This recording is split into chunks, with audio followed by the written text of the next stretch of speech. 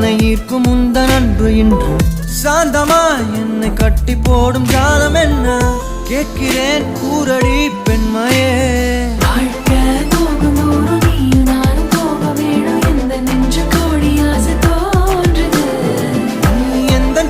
எடுக்கலாமா?